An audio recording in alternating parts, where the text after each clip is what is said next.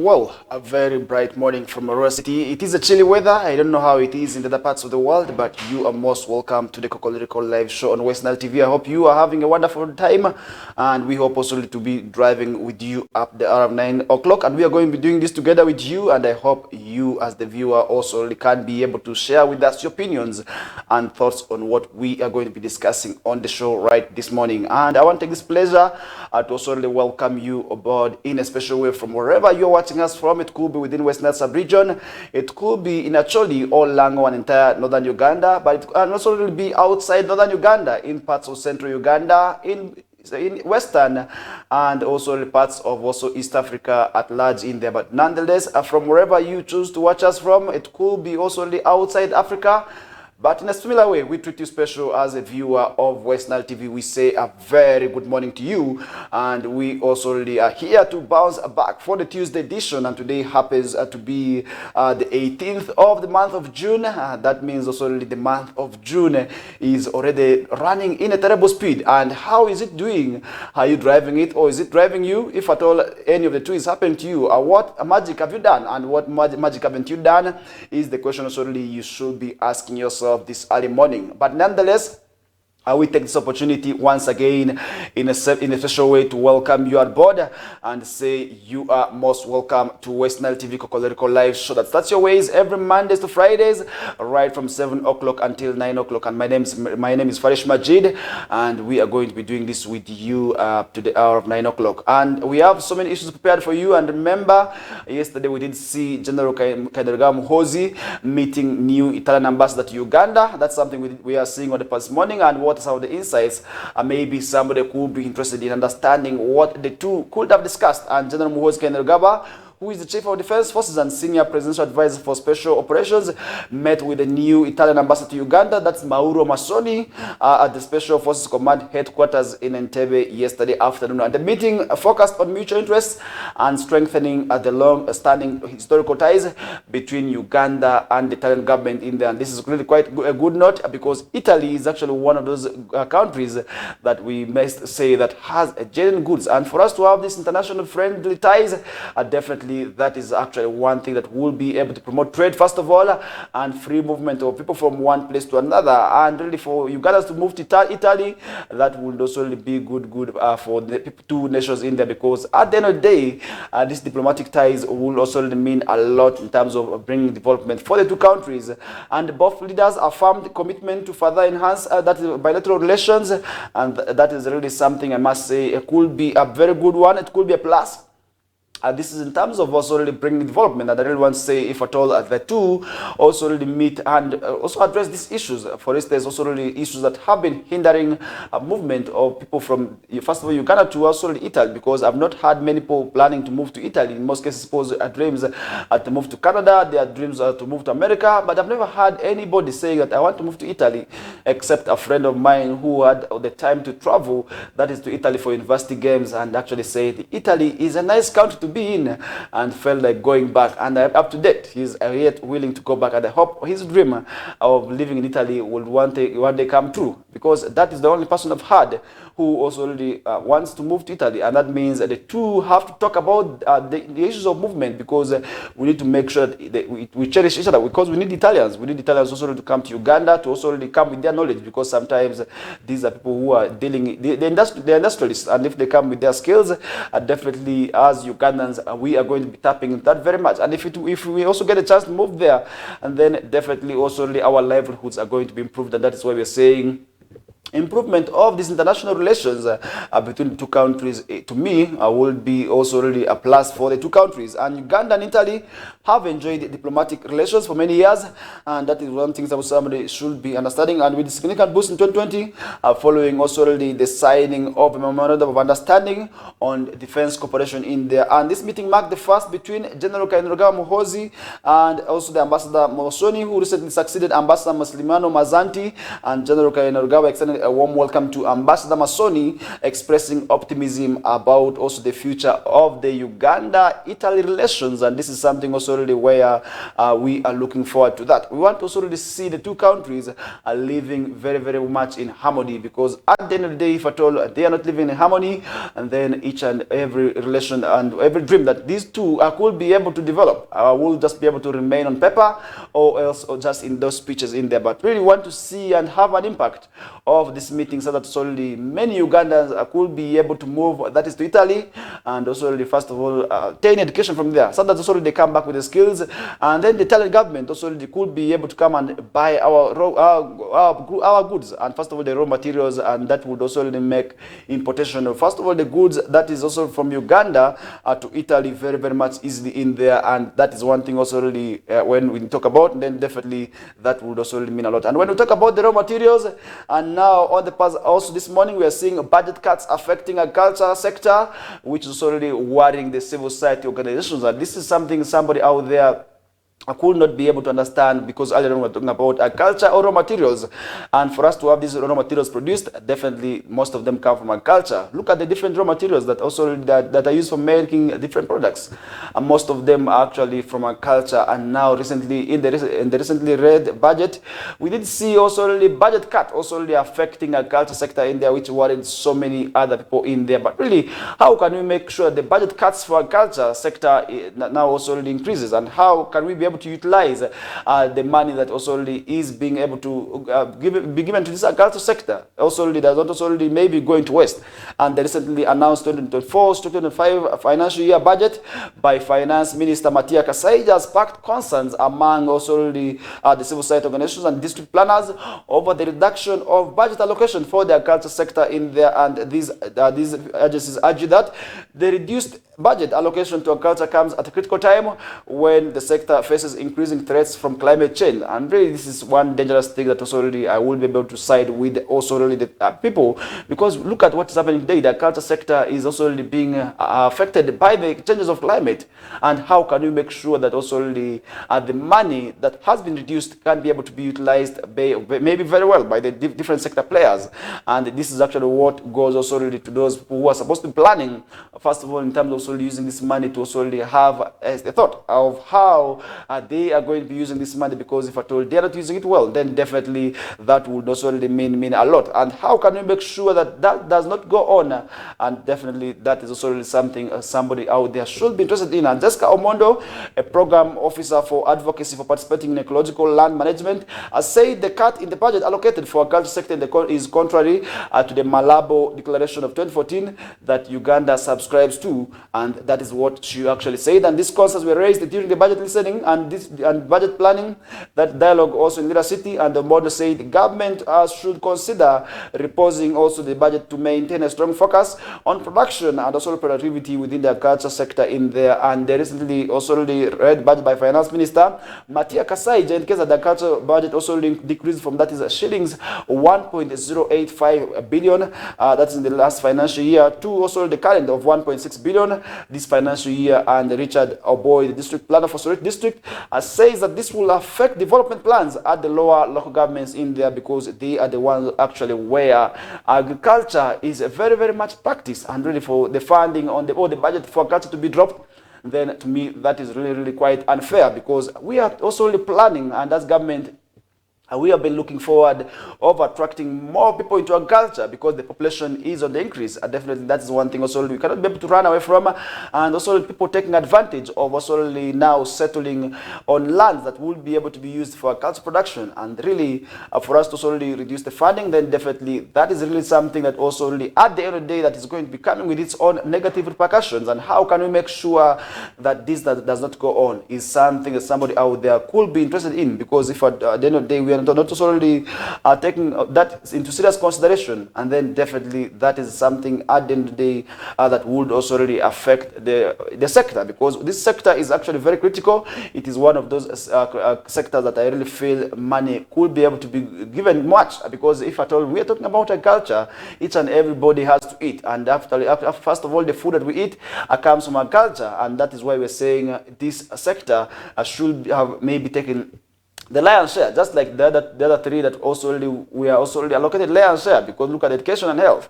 They actually worked and emerged as some of the top priorities. And really, I think if government also really gave agriculture a thought of making it one of the priorities, and then definitely many young people that also really are complaining today of unemployment, and where the government is actually complaining about young people who are doing dubious things, I would not also really be able to be engaging in those activities. And that is why we are saying that shouldn't have been the case. Government should have also really raised money for agriculture sector, so that also really each and every person will be able to get interested in agriculture, because agriculture remains the backbone of Uganda's economy. And that is one thing also really, while growing up, while in primary, in SST, in social studies. And this is something also really we did also really know about, because most of the time they used to say agriculture is our backbone, and really for us to leave the backbone just like that, then this is really kind of unfortunate. And that's why we're saying people must also really give priority to the agricultural sector. And it may not be able to come this financial year, but next financial year, much attention and consideration should be able to be given to the agricultural sector, because if at all we are not also really giving it a final consideration, and then at the end of the day we are going to be affected by the negative repercussions in the budget allocation. First of all, hunger, because money is not enough, and whilst money is not enough, and today the agricultural sector requires a lot of money. People no longer dig using hoes, they use tractors, and that is why we're saying money for that sector should have been increased. And that brings us to the end of the discussions for the first half of the first hour. We are just 7 o'clock, and that means we are going to be also returning back with another 30 minutes to usher us. That is in our second hour, because the 7 to 8 o'clock is our first hour, and then thereafter we are going to be also returning for another hour, that is from 8 to 9 o'clock. For now, let's have this short commercial breather as we bounce back shortly. My name is Farish Majid. Stay tuned.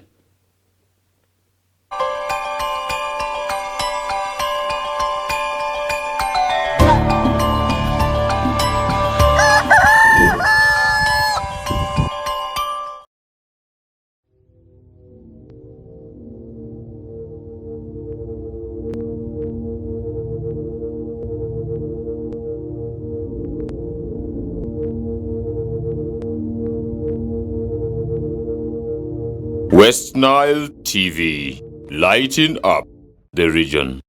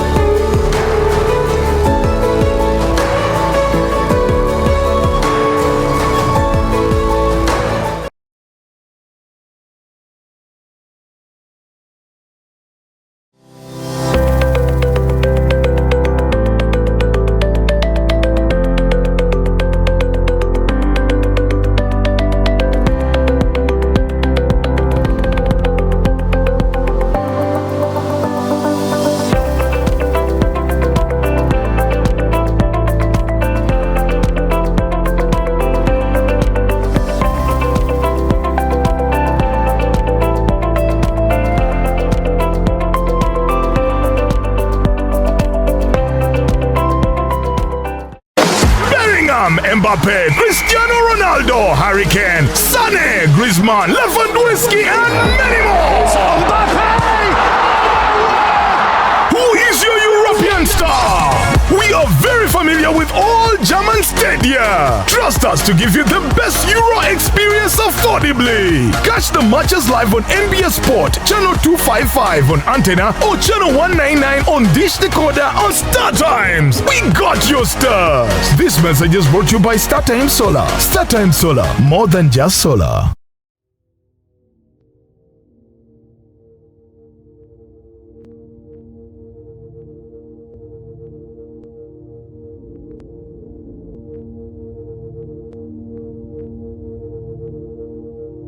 West Nile TV, lighting up the region.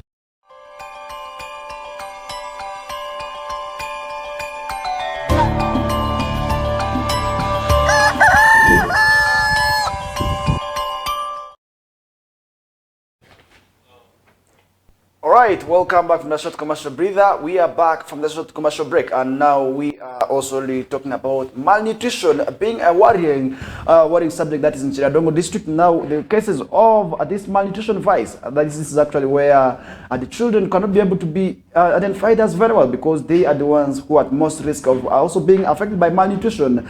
And authorities now in Chiradongo district have raised concerns over the rising cases of malnutrition in the district. And Ms. Edith Aliguma, the district chairperson, said health centers are burdened with children, expectant mothers, and nursing malnutrition also really being able to also really affect, that is also really the different people in there. And she attributed also the high issues, that is the poor feeding. And when you talk about feeding, most people sometimes think that they want to eat meat, and that is not what we are saying. Malnutrition is actually not caused by only eating meat or not eating meat, but also really not also really having a balanced diet in there. And Martin Jachan, the Chiradongo Chief Administrative Officer, says poor feeding affects brain growth, as something that continues to see poor performance of students in schools in there. And however, experts accuse government and district leaders of not sharing information on malnutrition and the possible solutions in the boardrooms other than also communities in there. And that is why we're saying issues of malnutrition need not to be shared also really in boardroom meetings. And when you talk about boardroom meetings, these can be meetings in hotels, but rather community barazas would actually do a plus of that is of sensitizing the locals about malnutrition, because there you see a malnourished child. Definitely one day, if at all, this child does not have a mother, this child does not have a father, and how this child is actually surviving, you see a stunted growth and as a result of malnutrition. And today, how do we make sure that this malnutrition advice that we're talking about is not also really witnessed? Because in this era of this generation, I do not expect people to still be that is streaming also in cases of malnutrition. But really today it is a reality. If you move to the different facilities, you'll be able to realize that malnutrition is still happening. And recently I was also at the Rural Regional Referral Hospital, and I was able to see a number of children being brought being affected by malnutrition. But how do we make sure that this does not go on? And this is something also really somebody out there should be able to be interested in, because as a parent, how and why must the child be affected by malnutrition in this era? And that is something also really where we need to ask ourselves as parents, as guardians, that also really the issues of malnutrition does not go on. And we need to buy milk for the children, because children are the ones who are at most risk of being malnourished, not forgetting the lactating mothers. And this is only where we are saying, as husbands, we need to look for money so that solely our children and our wives who are also there do not be affected by malnutrition, because the numbers is actually alarming, is said to be on the rise. And how do we make sure that this doesn't go on and on? Because malnutrition is dangerous and can actually lead that to loss of lives in there, because the child who is malnourished is definitely not going to be healthy. And that's why we're saying issues of malnutrition should be given keen attention. And if you move the hospitals, this is also where we need to see this department, first of all, being strengthened. I do not see it very, very much strengthened, but really, to me, also allocating more funds to this department will be able to be also really a plus for them here, because most of the times we have seen some also non-government organizations coming to the rescue of government, which I can also really appreciate them.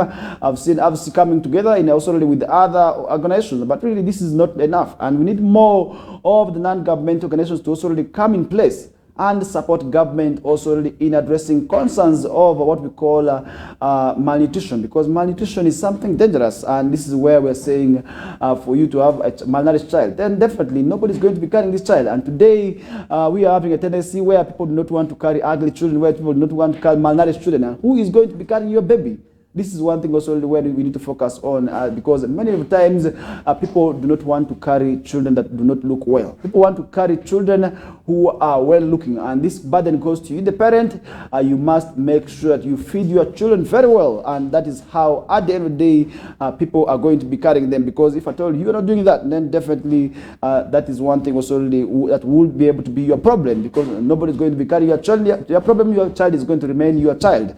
And Antonio Querido, the Food and Agriculture Organization County representative says there is need to encourage people to grow and feed on nutritious foods, and we need to also identify people the foods also that are said to be nutrition. We need to let them know, because sometimes people do not actually know foods that are said to be nutritious, and they not also really do those things that intentionally, but just because they do not understand what exactly is happening. And that is where we need to leave the discussions, that is to malnutrition aside, as we look forward to having soon one of the nutritionist experts also to come and tell us, and also let us understand what exactly is causing the malnutrition cases in Uganda and how we can be able to be addressing it, because definitely that is also something where we are going to be also having a guest very soon to also come and also really identify the causes and also the possible solutions to malnutrition in there. Let's leave that aside. Let's now move in insecurity, and this is also in parts of Karamoja, where fears of renewed insurgency after Karamoja warriors kill 4 in there. And this is one of the stories that we are seeing emerging from Moroto, where Karamojong warriors are feared to have resumed attacks in Moroto after at least 4 people were killed and several injured in the last 4 days. But really, how can we make an end to this insurgency that continues to happen in Karamoja sub-region? Because many of the years we have been also witnessing similar challenges, which in most cases have been attributed to also the insecurity emerging from the border points from the neighboring country of Kenya and also the other areas. Because look at what's happening, the Karamajongs. These are the people who are cattle warriors, but in most cases we have seen that area not witnessing a long period of peace. But really, how can we make sure that also the security the area is known for is not addressed, is addressed timely? Because this is something also really, at the end of the day, I really feel we need to also really talk about, because if you look at what's happening in Karamoja, definitely today there's no peace, and many people look at that region as one of those regions that is underdeveloped and is still behind. But really, how can we make sure that also really the development in the region can be able to be addressed? Because really I feel there's more that needs to be done to that area, and there are so many opportunities that have also really been in Karamoja region, but we are not also tapping in that as a nation, but we cannot look at it as one of those areas that is secure, because many times we have seen people dying, and last year we also saw similar instances, and over the years we have been able to witness the same, and this year again we have not been spared from also looking at the killings in Karamoja. And how can we make sure the warriors are also really addressed? Because we have seen security deployment, where we have seen heavy deployment of the military and police plus other security agencies, but this does not address the concern and what exactly is lacking, and how can government also really make sure that issues of insecurity happening in that region also really can't be able to be addressed once and for all. Because we have seen several interventions by the government, first of all, of deployment of army personnel in that region, but nothing has been done that is also to my appreciation, because most of the times we have been able to talk about this, but because the issues also really affecting insecurity in that region have continued to remain, and that means there's more that needs to be done. But really, how can we make sure that that does not go on? This is where I need your opinion as the viewer, because we have often talked about insecurity in Karamoja. We have been talking about several issues that continue to happen in Karamoja, but we have never seen any answer, or maybe a final nail being hit on the wood.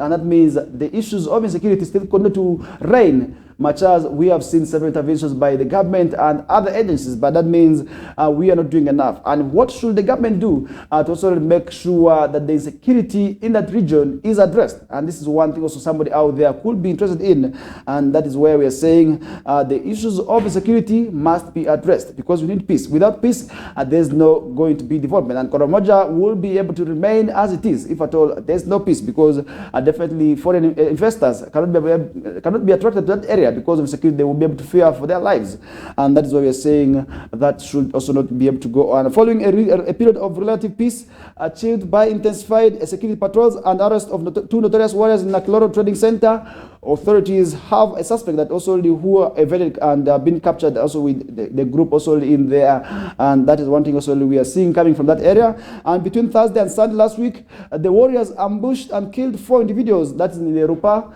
and Katalekele sub-counties, and on Saturday at around 4:30 p.m. cyclists at Nakiloro and Kakingol Road in Katalekele sub-county were also attacked in there, and Simon Tokun Angela a 28-year-old, was shot dead, and Lupe Luchodo, a 20-year-old, sustained injuries and is receiving treatment at Moroto Regional Referral Hospital in there.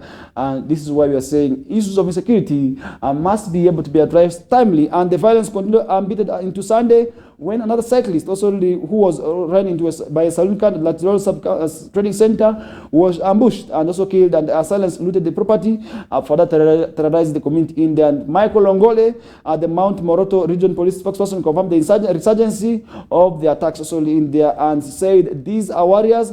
These warriors are part of the group that escaped also during Operation, and Longole also added in there, and that is something also where we did see him also responding to these issues also in there. Longole acknowledged that the community's fear in reporting sightings of the armed warriors also is something that could be able to be letting the security agencies down, and the community has spotted them coming down with their firearms, but we are too scared also to report the matter to security, and the situation is devastating, and according to Longole in there.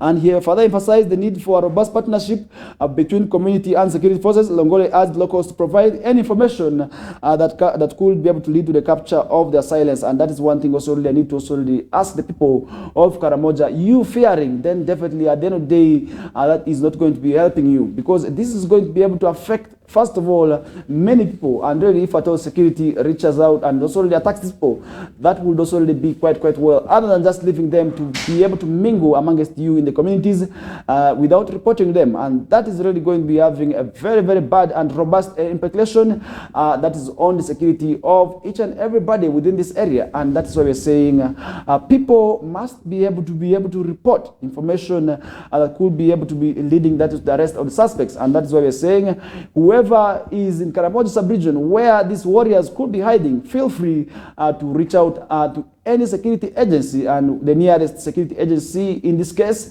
is the local council 1 chairman. These are the LC1 chairmans who are actually within the villages, and they are the ones to report to police. And that is how, at the end of the day, you are going to be getting peace, and also to avoid losing lives, first of all, of your relatives and each and everybody maybe within the area. And that's why we're saying we need to also work hand in hand with the police. And that is one thing at the end of the day that will be able to also really address the concern of this issue that we're talking about. And that is already something where we need to leave that discussion aside as we now jet into Entebbe, where Entebbe is said to be shutting down the air open markets. And these are already markets that we have seen also really in Western sub-region, because look at the different markets. These are the weekly markets. For instance, in Omogo, I was in Omogo, the market that side is actually said to be taking place. That is every Tuesdays and Fridays. And I did see a number of people coming all the way from different parts of the country also really for this market. And now Entebbe, who has a similar market, is said to be also going to be closing the market.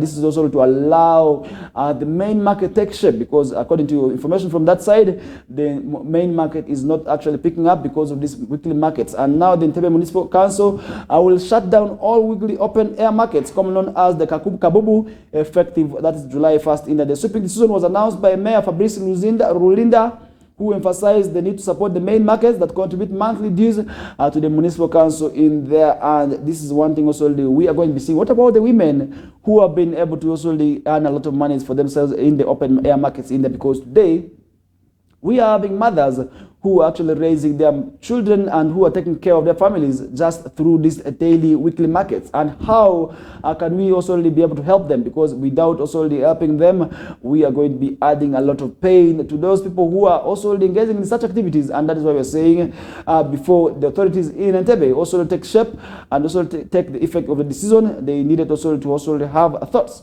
of these women and the mothers plus also the men, because these markets also have the men, because in Arua City, as always, I'm moving to work, I also see them on their vehicles, and that means also not only women are doing this job, and we are also seeing men, but majority being women. And we are saying, without also having an alternative, what exactly are the authorities that side going to be doing to help these women and men who have also been engaging in these markets? And these are the open air markets that we are talking about. In addition to closing the flea markets, mobile delivery vans or trucks also vending foodstuffs will also really be banned as well. But really, how are we going to be also really looking at that? Because definitely, if at all, we are banning each and every player. And this is going to be having a negative implication, because it's going to be rendering some people jobless. which to me wouldn't be well, but we are saying these cases must also be also implemented before analyzing and looking at the different sector players. And the mayor highlighted the economic rationale behind the decision, also really underscoring the importance of maintaining robust activity in the main market. So India, the only exception to the closure is the market that's also in Chitoro, which will also continue to operate, and the decision also aims to balance the need for accessible market options while also really stability of also the market, also balance vendors in there. And the decision also really is said to be also reinforcing the stability of the main market infrastructure, and also update Arua main market is actually facing the same challenge. But really, what is happening? And why is that people have failed to embrace these main markets? Look at what is happening at the rural main market. The last floor, or what we call the first floor on top, is actually where we are seeing a lot of mess. And update, most people have not been able to embrace the facility, because recently I did take a walk into the main facility where I did see some people turning it into their own activities, because I was able to find bottles of urine. I was able to find people also really being done there, and that means that people are turning also really their facility into defecating centers, which is really wrong, because at the end of the day, that may also really cause a lot of challenges. First of all, like the outbreak of diseases, and that's why we're saying people must be human enough also to avoid certain things, because if at all they are doing certain of these activities, and then definitely that is going to be having its own negative repercussions, which also really may not spare them, because if at all these are people who are within the markets, and then definitely they are the ones doing these bad activities, then what if diseases emerge there, and then who is going to be at risk? We are saying each and everybody is going to be affected as well, and that's why we are saying people must be able to avoid certain of these activities. They must be human enough to also really avoid these activities, and that is where the issues of reallocation need also to be done as afresh, because yesterday I was able to see a meeting of also those people who are within the taxi also park, and this is where they did have their meeting, and we are looking also forward to having this meeting yield fruits at the main market, because this is actually where we saw a lot of mess, not able to spare. That is both the taxi park and the main market, and we did see also the Minister for Local Government, Rafael Magezi, having also to come up to Arua to also have this matter addressed in there. But up to date, we are still seeing a lot of challenges, and that means there's more now that needs to be done, but we are leaving that aside as also the authorities are working towards addressing that concern. And now let's move to Lubiji, where tear gas bullets dispersed MPs from also the wetland area in there, after they had also really gone to move and meet those people in there. And the national police have dispersed opposition members of parliament with tear gas and bullets, who are checking on evictees of a demolition exercise in there. And the victims are also, this follows also when NEMA took the initiative of evicting people from that area of Nansana who had settled on the wetlands, or the Lotobazi as the Baganda call it.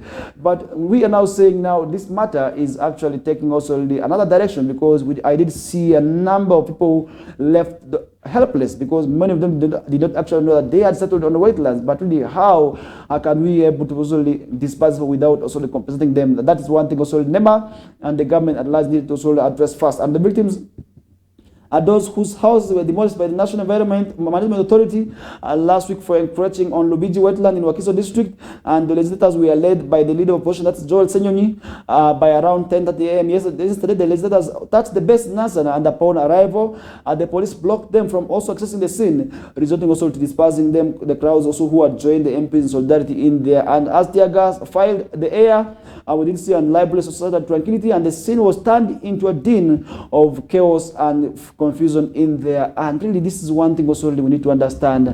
If at all legislators want to also decide with their voters, this is also not a problem, because I do not have any rule that I'm going to break. If at all I want to meet with my people, I have freedom of movement, and I have freedom of association, and I have freedom of speech. And that is one thing also really this government also needed to understand, because dispersing these MPs who had gone to also really look at those who are left helpless is not a crime. And that's why we're saying this matter should have, first of all, been addressed carefully, and also without also moving there first.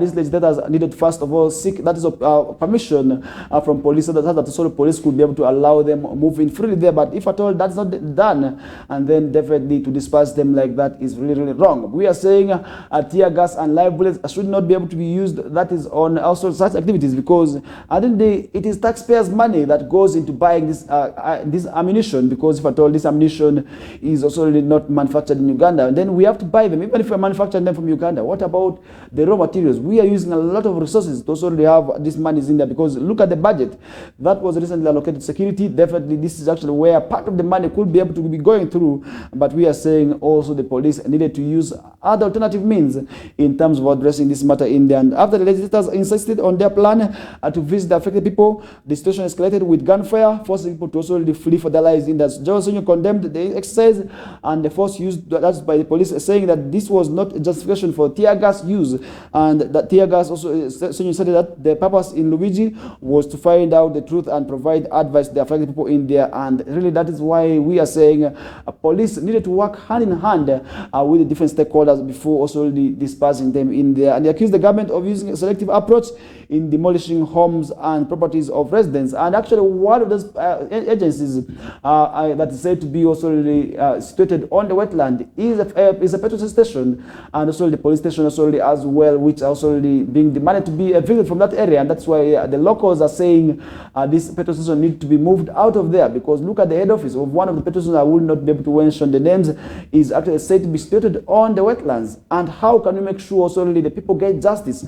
And as claimed by the people, that petrol station is on a wetland, but NEMA actually came out and said that these people also had permission, but really the locals who have been affected are not feeling justice in there. But really, how do we make sure that people do not also really get these tendencies of also having doubts in some of these activities? And that's one thing also really somebody should be able to be asking him or herself out there. And that's one thing also really we are saying government needs also to come on ground and have this matter addressed once and for all. And Mr. Betty Ethel Nalima and Mr. Mr. Musoke Wakaima say the government should take the Lubigi issue seriously and warn of potential consequences for the displaced people who have now become homeless in there. And local leaders, especially from areas where homes were demolished, condemned also the government for evicting people without informing the local leaders.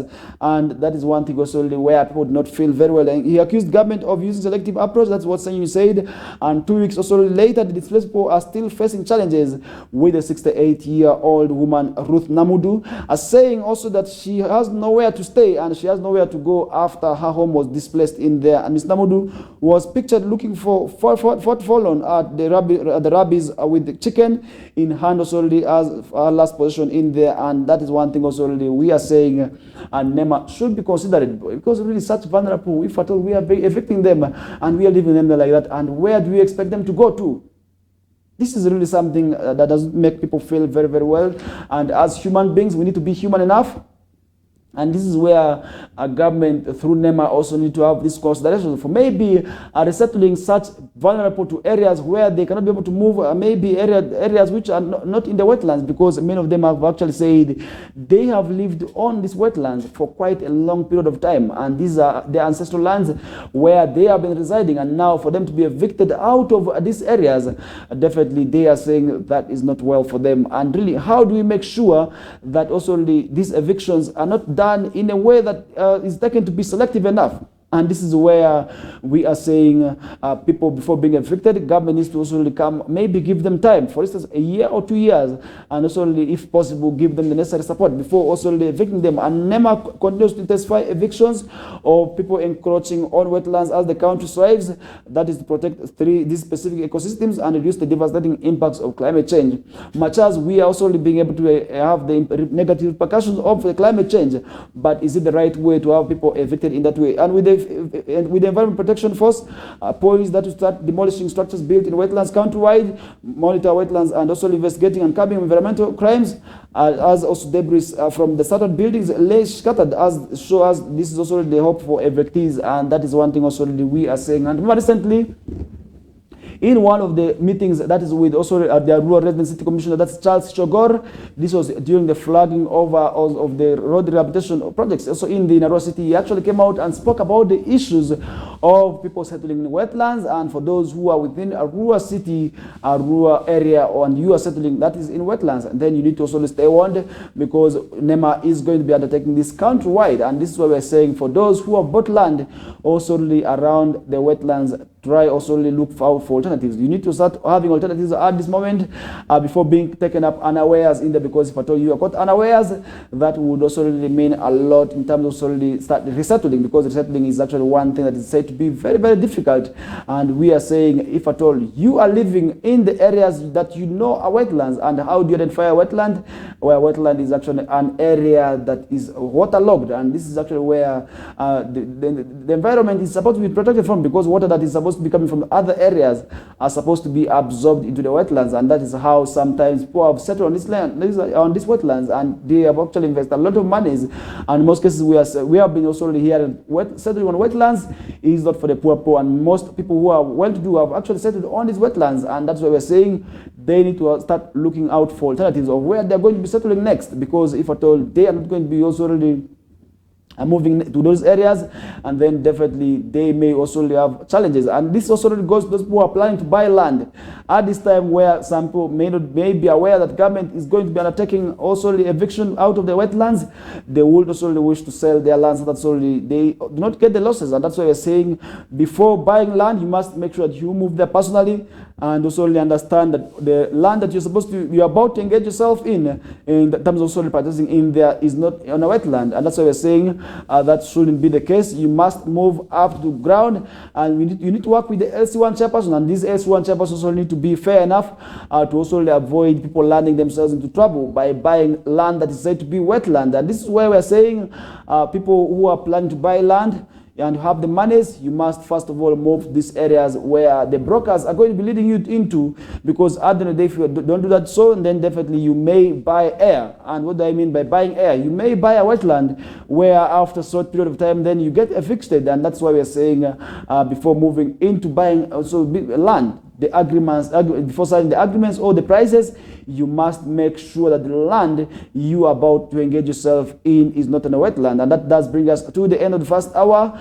And this is the KOKOLIRIKO live show on Western TV with me, Farish Majid. Stay tuned as we bounce back shortly.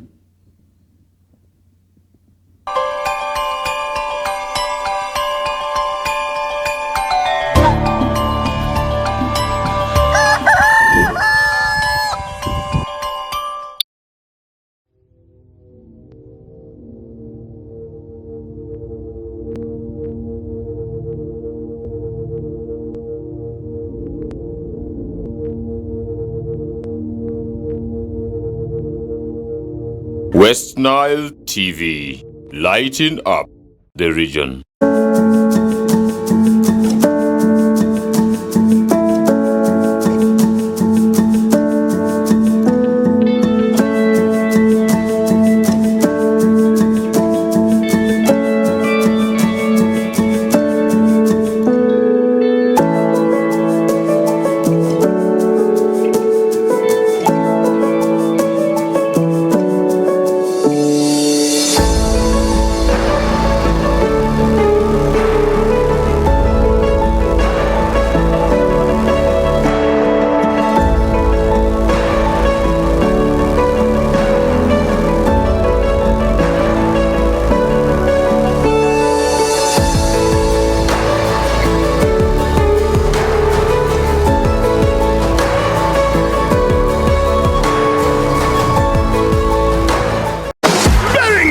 Mbappe, Cristiano Ronaldo, Harry Kane, Sané, Griezmann, Lewandowski, and many more.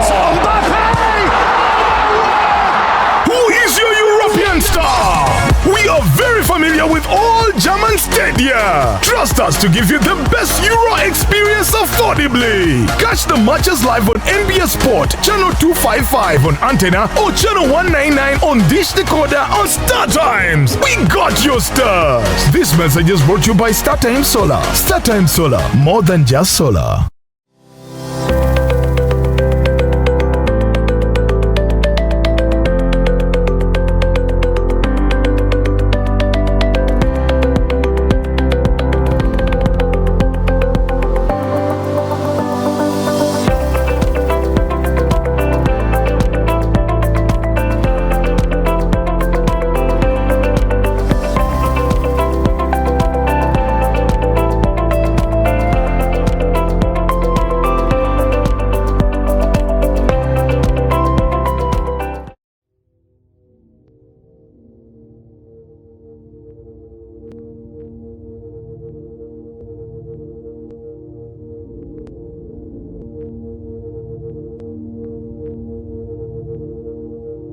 West Nile TV, lighting up the region.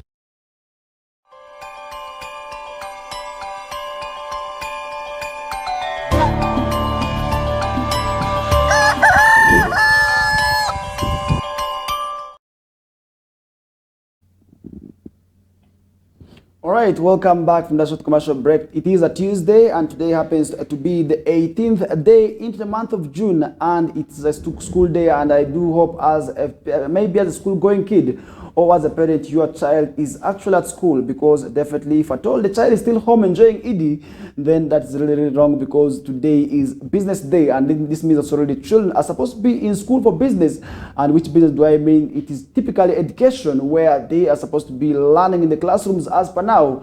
But if at all your child is still home up this hour in the morning, then that's really quite unfortunate. We must make sure we send them to school before 8 o'clock, and that is why we are saying that should be respected, because if at all we are not also giving time for our children, then definitely that is really, really wrong, because we need to ensure that the children get back to school in time. And I really want to say that is one thing also we need to also work towards each and every day, because if at all that is not done so, and then when results are released, and then our children will be among those that will be able to swim among poor performance and the categories of those ungraded or the last divisions, and that wouldn't also be quite well. Information from now you never indicates that there is an increase that is of 6% registered or learners also already for this year's examinations also in there, and more than also already 1.3 million learners have so far registered for all 4 sets of this year's end of circle examinations.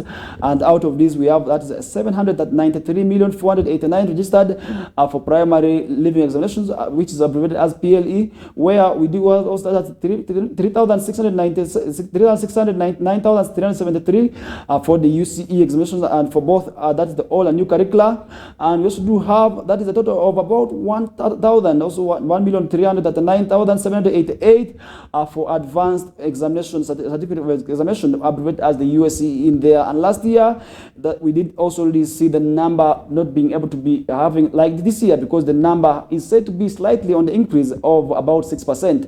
And in the June 14th statement, the Uganda National Examination Board UNEB spokesperson Mr. Jennifer Kalule said the figures show a 6% increase in candidates solely, which is described as significant compared to last year also in there. And Ms. Kalule attributed the increase that is to enable conducting the last batch of UC exams and the old curriculum, as Uganda also transitions from the old curriculum to the new curriculum. And UNEB has also already announced a one-time transition examination based on the old curriculum for those learners who actually would not maybe perform to their obligations and maybe to their wishes, and they feel they need to also really have a resitting, and that's why we're also going to be having the last batch of examinations under the old curriculum in the MSCAL. Let's say this provides an opportunity for anyone who qualifies and wishes to be assessed under the old curriculum to take the examinations in the traditional examination will be able to be conducted alongside the regular UC exams, and the following also those following the old curriculum who missed this year's examinations will be required now to go back to senior 1, and this is why we are going to be calling you Njuka again.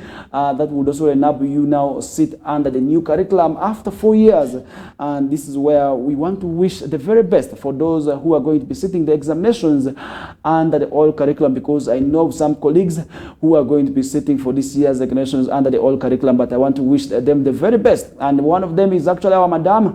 We also really want to wish you very, very well, and that is actually madam to one of my colleagues who is going to be sitting the examinations under the old curriculum. But I want to wish you in a very very special way the very best as you are going to be sitting for your examinations under the old curriculum in there, and I hope at the end of the day you are going to be among those candidates that shall be able to jubilate come January next year when the results will be able to be released.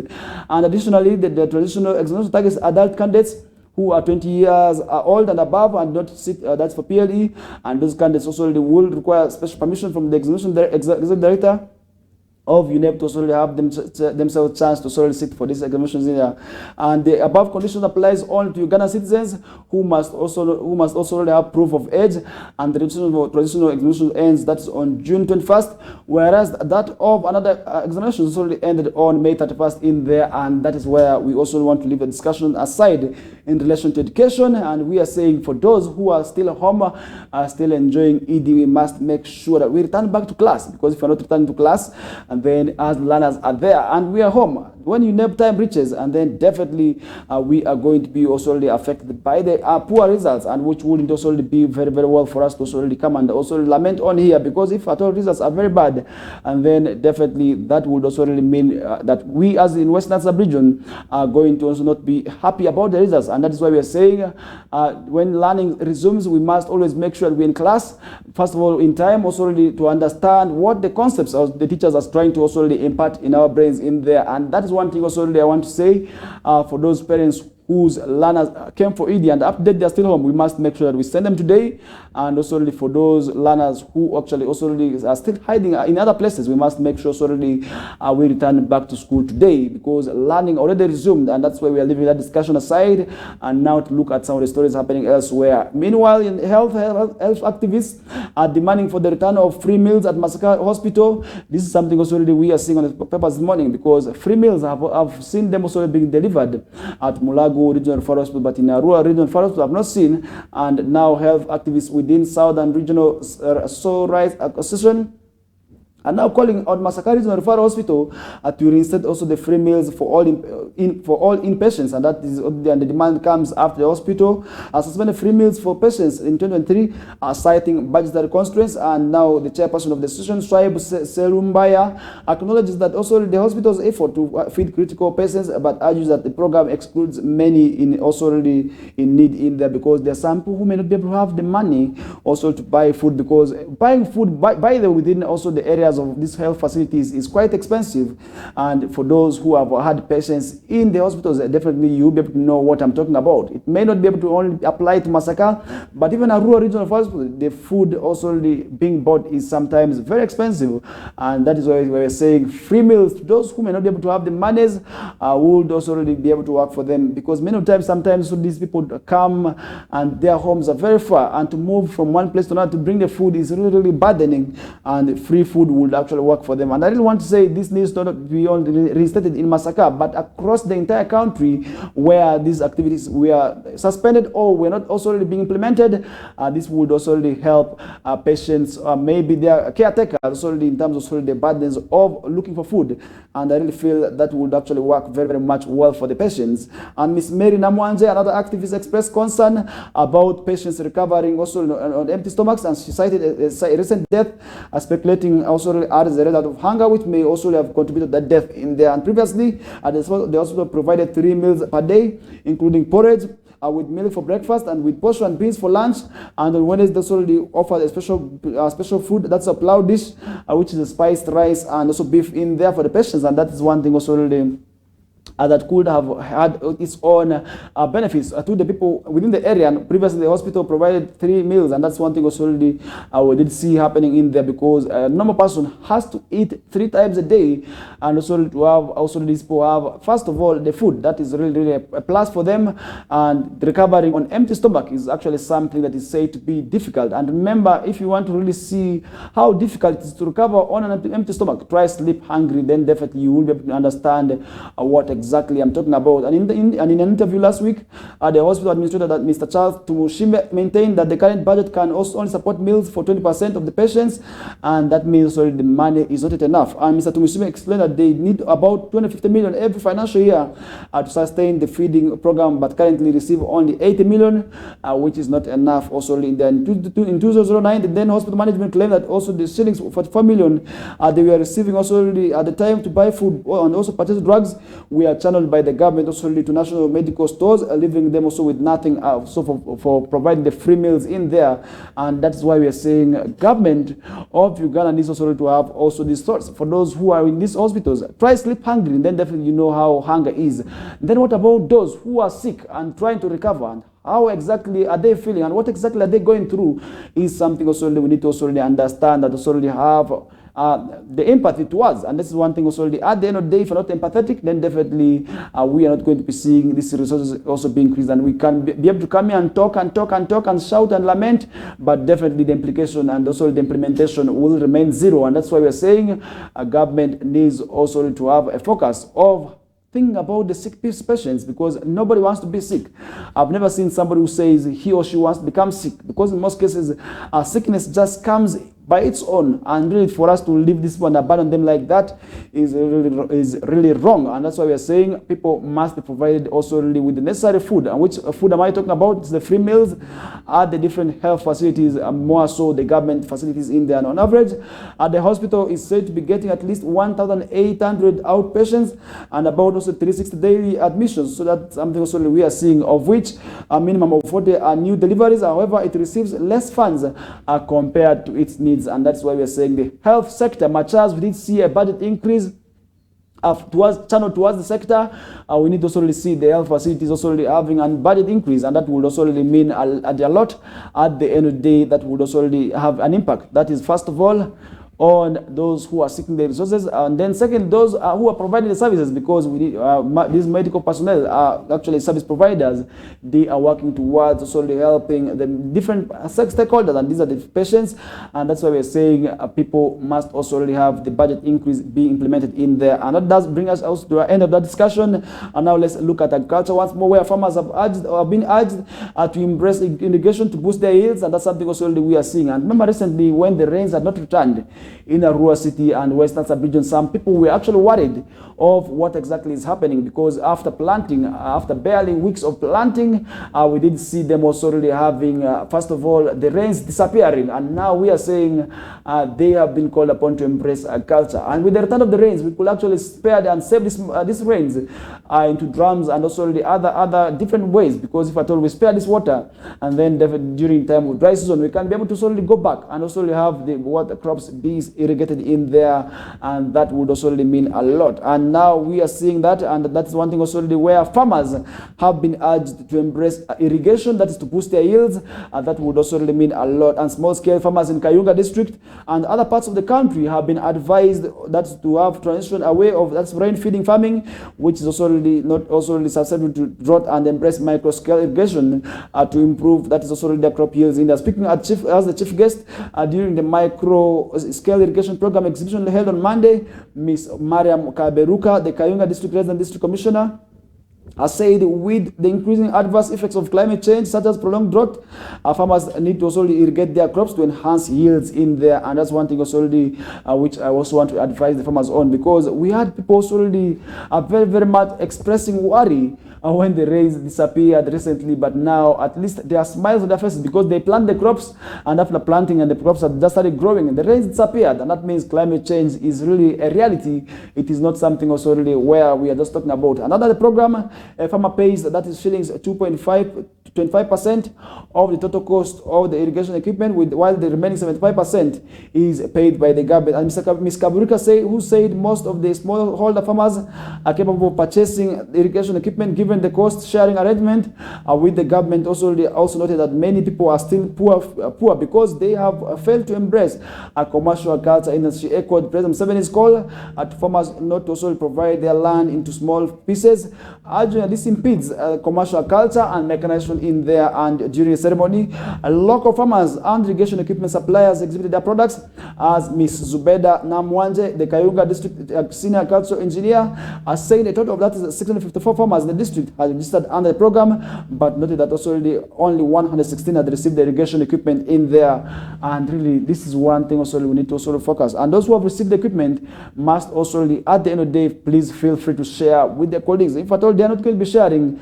and then definitely that would also mean a lot. And she said the other registered farmers had not received the equipment because they had failed to pay the 25% as agreed in there. And she asked the government to lower the percentage so that farmers can also pay the money under cost sharing of that's to 5% in order to make it easy farmers to join the program. In the Dr. Charles Iga, the Kayunga District also Director for Production, say the program's main objective is also to modernize agriculture so as to also enhance agricultural productivity in there. And that is really something where we are saying people more so who are into farming, because farming has a lot of opportunities but also has its own negative repercussions, but still we can't be able to engage. That is also in irrigation. At the end of the day, that will also make us make the monies that we wish to make out of farming in there, and that is where also we want to leave that discussion aside, as we also get to what security now across borders, where we did see UPDF also coming out to deny and also denounce that they are not also behind funding the M23 rebels as also alleged in there. And the Uganda Post Defense Forces has contested the report by the United Nations group of experts on the Democratic Republic of Congo that alleged the Ugandan soldiers are supporting the March M23 rebels against the Kinshasa government. In the Director of Defense Public Information, Brigadier Felix Kulaije, said the UN experts have been making the same allegations for some time, but have never provided any evidence to what they are saying. And the leaked UN report, a group of experts report, claimed that Uganda is providing support to the M23 rebels, and Alliance also flew. That's also another rebel group in Congo who have captured also a big territory in the eastern DRC. And this report also alleged that Uganda is providing sanctuary to the rebels and also passage to Rwanda Defense Forces, troops who also travel to the Eastern Democratic Republic of Congo to fight alongside the M23 fighters against the DRC government in there. And that is something also we are seeing on the past morning. And the UN also sanctioned M23 leaders, preventing them from traveling abroad, but the UN experts allege that Uganda allows them to travel through Uganda and international airport in there. And one incident, the UN also experts said the rebel leaders also met Mr. Andrew Mwenda, a prominent journalist in the region, in Kampala City, also to help them improve on diplomatic relations with also the Western missions also in there. And Brigadier Felix Kulaije described the UN group experts as lazy, saying that they produced a biased report without attempts also to reach out to the EPDF leadership to get their side of the story. And that's one thing also that didn't go on with the Ugandan also government. And that's one thing also we are saying, if at all this report is not true, first of all, they need to also seek that opinion, because definitely they need balance, and that's what UPDF also is saying. And he said the UPDF was last in the area of DRC where M23 were fighting in Kinshasa government also due in December 2023, when they were also operating under the East African Community Regional also forces, and the ERC and EACRF was an initiative by the leaders of the East African community members as they also deploy troops in areas controlled by the rebels, as the warring parties also sought political means to end the fighting in there. But that's something also we did see happening, and why this also emerging, and why is the report showing also maybe our government is behind also the political instability, and how can we be able to also address this matter is also something also we must also be able to understand. Despite the deployment of the EACRF in Eastern DRC, the war didn't also cease in November 2023. The Kinshasa government declined to renew the mandate of the EACRF, prompting the troops to withdraw from the area in there. And Brigadier Kulaije said Uganda has a desire to see peace in Kivu also region eastern of DRC, and that is why they have also been able to support the area, people of that area. In the Uganda will approve with the approval of the DRC government, deploy the troops also in North Kivu to battle allied democratic forces, and the ADF rebels already have been carrying out attacks in Uganda and DRC, also causing suffering and death to many people in there. And when UN also experts claimed that Uganda was supporting M23 rebels, the politicians already in Kinshasa started putting pressure on the government to stop the joint operations with Uganda also against the ADF in there. And that's one thing also we did see happening in that. If UPDF leaves, it will give also the ADF a sigh of relief, given the fact that the Congolese forces are unable to control also already much the territory due to lack of logistics and manpower. And according to UN, also the group of experts, also a large number of Congolese forces have been redeployed from the areas also where ADF also rebels operate to those where the M23 rebels are. And that is also something we are seeing on the past morning. But really, how can we make sure that also such accusations also which mean a lot also do not emerge? Because if at all such reports emerge, and then definitely people are going to be starting looking at each other with also both eyes. And this is actually where DRC is now going to be starting looking at Uganda with wide eyes, as I'm looking at you right now, and that would also mean a lot. And that's why we were saying that shouldn't be the case, because if that's the case, then definitely that would also be able to have a negative repercussion, first of all, on the economy. And really, how do we make sure that also such accusations do not go on? Because because if at all they continue to go on, that would also really mean a lot in terms of also addressing the security issues, and that is where we also want to leave that discussion aside. Now let's look at one of the reports. That was a report that was done by the UN, and now let's look at this special report on health, where a report unveils rampant medical negligence, also contributing that to a lot of issues. That's also in our health sector in there, and many of the cases also of medical negligence in health facilities is in the country also go unreported. That's according to a new report which also reveals that, and the report also titled as a study report on medical negligence in Uganda by Dr. Sylvester Onjivwai, retired consultant pathologist, says that some of the cases on medical negligence have resulted in the loss of lives, and this is also really truth. This is the truth, because last year during Christmas we did see a number of children dying in areas of Tororo after negligence by some medical personnel who abandoned duty also to go and have the celebrations in there, and that is what exactly resulted into death. And this is actually where we are saying people must also respect, first of all, the issued guidelines, that the oaths that they took in providing medical services also to these people, because I believe before them also getting the jobs, they have sworn oath, and that's also to provide services at all times and all costs to the people of Uganda, but really for them to also be negligent on duty, which at the end of the day results into death of people. And then that is definitely wrong, and we have seen that medical negligence, not only in relation to that, at times it also goes back to the other people within the health sector. We have seen that also quite happening, first of all, during what we call also during also other people who are working as casual workers. Last year, over the years, we did also register the case in a rural city where the generator operator did not also switch on the generator, and that resulted in the death of people, because when power ran down, definitely the generator was down, and that also resulted in loss of lives. And that's why we're saying such negligence also really need to be addressed, so that solely more lives cannot be able to be lost. And according to the report, medical negligence also occurs when a healthcare professional or provider neglects to provide also appropriate treatment, and omits to take also take appropriate action or gives substandard treatment that causes solely harm, injury, or even death to a patient. And that's something also we are talking about. And examples of medical negligence include that delay in seeking medical attention, fail to disclose history, poor training of medical personnel, staffs, and shortages, inadequate resources among others in there as a result of also poor,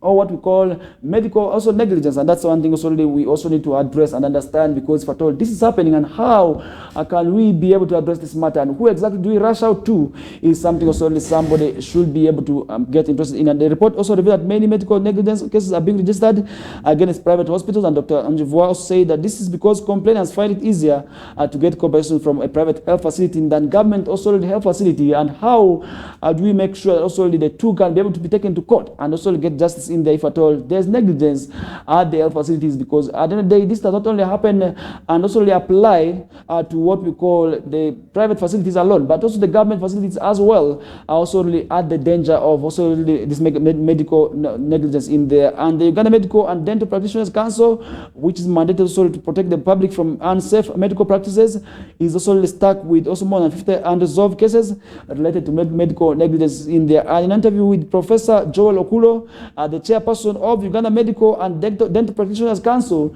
said many of the negligence complainants arise from obstetrics and surgery-related complications in there, and that is how at the end of the day we have seen many people actually resulting also to death in there. And that's one thing also where we have seen them also rushing out to court, and also they have this pursued in there. Dr. Wilberforce Kabweru, a senior consultant of surgeon who doubles as the ethics and professionals chairperson at the Uganda Medical Association, said sometimes the system fails the medical practitioners, and that is how they are also being able to put their blames on. And he said he said he lies in Mukono, and if a case is of emergency, by the time he reaches Mulago from Mukono, there will probably be little also the impact to save the life in there because of the distance. And that's how that they are also attributing that as a form of medical negligence. And I really believe most of the doctors who handle emergencies needed, in my own opinion, to reside within the hospital premises and and in this maybe hospital quarters or nurse quarters as we call them, that would also really help them also really reach out to the medical facilities and in time if at all there are emergencies. And Dr. Njiva's recommendation to curb medical negligence include that among others causing indemnity against the doctors so that they do not work, they do their work with care. So that really, this will also really help serve as a punishment and a warning to those who will be perpetrators. And I really feel that would also really be very, very well. And others expeditious in handling medical negligence cases, reviewing the laws on medical manslaughter, and investigating deaths also in health facilities countrywide, and that would also really help address the concerns of this negligence also by medical practitioners. And I really feel that would actually work out, because many times we have also seen those cases also really affecting many people. And really, how do we also make sure that what we are talking about the negligence does not go on? And this is something also really somebody out there could be interested in, and that is why we're leaving that discussion aside, but still within health, where there is an outbreak of polio, and now officials are calling for vigilance and vaccination across the country. And health officials, and recently last year, we did see a government of Uganda also really coming out to have people vaccinated against yellow fever, but many people did not take polio, many people did not also take this seriously, because many of the times we have seen the facilities also really vaccinating against the polio. And how do we also leave the children very much bad like that? And that's how sometimes people do not also trust the drugs. And we have seen also people emerging as disabled in this era, where we can also really be able to avoid some of these cases. And that is really quite unfortunate. And health officials have now called for increased vigilance and vaccinations of children after tests confirmed in the outbreak of polio in Mbale City. And Dr. Alan Muruta, the Commissioner of Integrated Epidemiology Surveillance and Public Health Emergencies at the Health Ministry, says the outbreak was discovered through their surveillance system, and that means already there's now more that we need to do. And that's why maybe the newborn children also need to be checked out for yellow fever and polio. That solely will not have more people who can be able to become paralyzed or lame as a result of negligence by the parents. And this goes to the parents. As you give about that child, we must make sure they attain all the doses also really for them to also really have also themselves be protected from these diseases. Because at the end of the day, if I told you are not vaccinating this child against polio, against measles, because these are the vaccines solely where the children are vaccinated for at an early age. And that means we as parents also really must make sure that also really we have the children vaccinated in there. And he said the outbreak was declared, that's on Mbale on June 7th, and the health officials blamed the outbreak of the subdermal immunization coverage and possible importation of the virus from the neighboring country in there. And that means we can also still avoid the challenges by vaccinating the children, first of all, who are along the border points. And that would also really mean those countries where the cases are already there also can be able to be avoided in there, because children are very, very much at risk of contracting this deadly disease that is also known as polio, and that could also lead to death. And that's why we're saying people must be able to also really have their children vaccinated. And the only way, and my own advice to the people out there, is have their children vaccinated. And this is actually a must that we must embrace,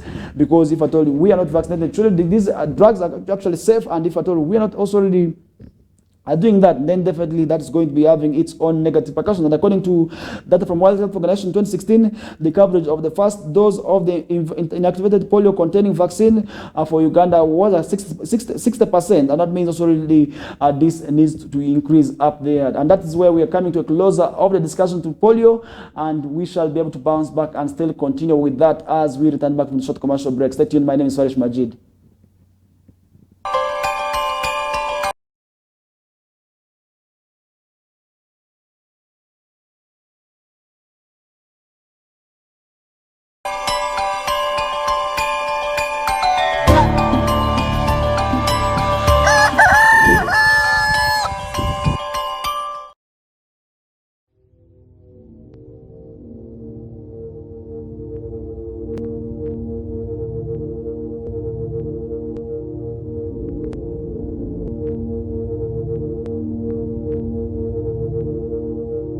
West Nile TV, lighting up the region.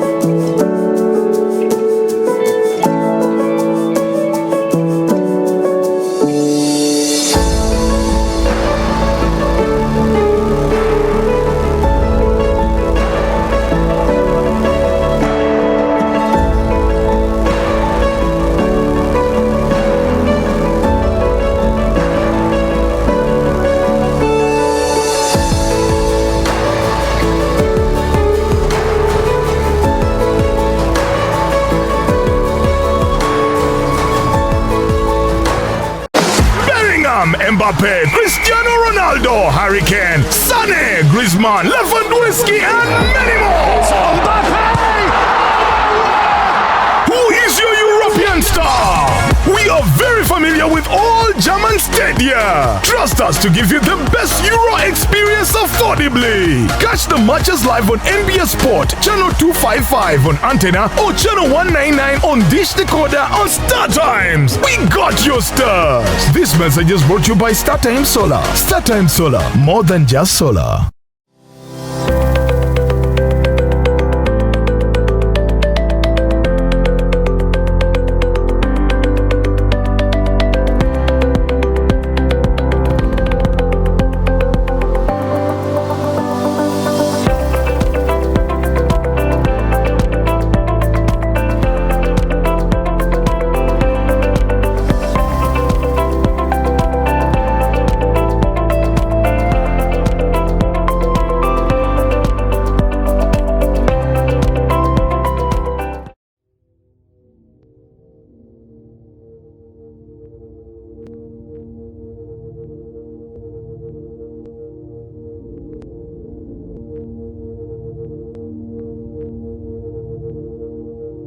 West Nile TV, lighting up the region.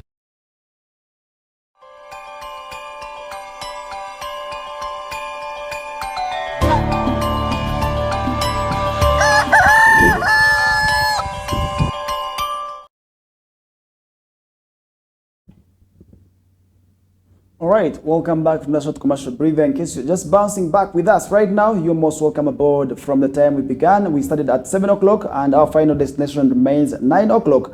And after 9 o'clock, that's when Feta Emmanuel will be coming through with the news bulletin Liberty. And thereafter, so many other interesting programs shall also really follow that. But before we get to give you that, let's also really finalize today's discussions with what is happening elsewhere on the past as reported this morning, because many of the issues that also really connect to also really mix freely among us ourselves, but we don't talk about them. That is really quite wrong, because earlier on we're talking about polio, but many parents also still have negative thoughts about polio, which is really wrong.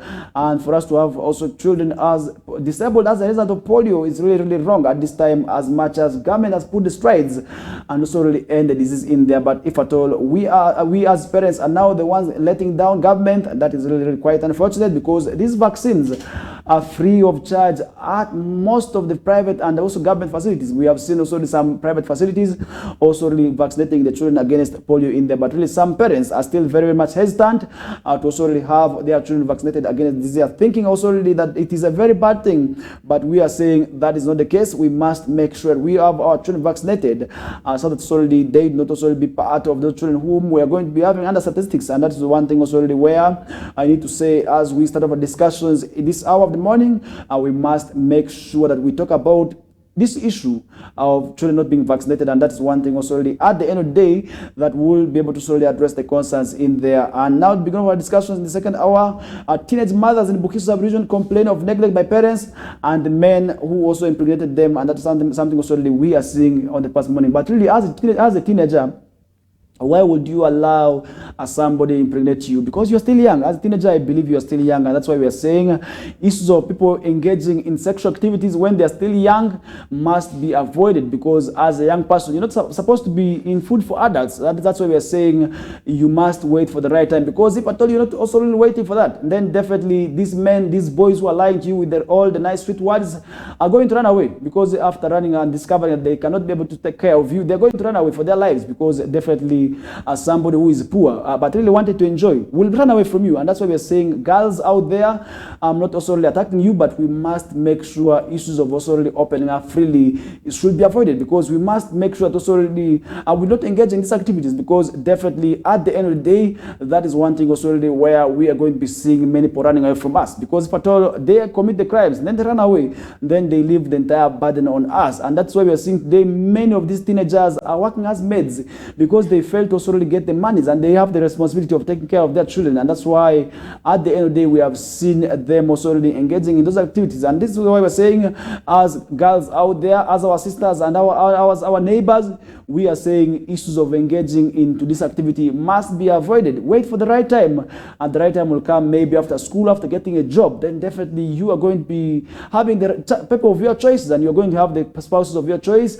That would also really mean a lot for you as somebody out there, and then plus your family, whom you are going to be setting out in there. You are going to be living a free life and a happy life, and that's why we're saying you must desist from tendencies of early sex, because early sex is actually one cause of early pregnancies, and that's why we're saying that must be avoided. And the mothers include that Sarah, 17-year-old, who was found trekking from Namankwe Health Center 3, that's in Mbale City, for antenatal checkup. And this is where it is really, really very wrong, because after realizing that this lady is pregnant, in most cases, boys or men who know that they cannot be able to take care of their families take off. And that's why we are saying, as ladies out there, as women, you must look at the people whom you are going to be engaging with, also using the right eyes, because if at all you are just looking at them with the right eye of love, then that's really wrong. Because at the end of the day, if you are crushing on somebody just because the person is beautiful, the person is handsome, they're going to be running away, and they're going to abandon you. And that when you're pregnant, that person is going to be looking at you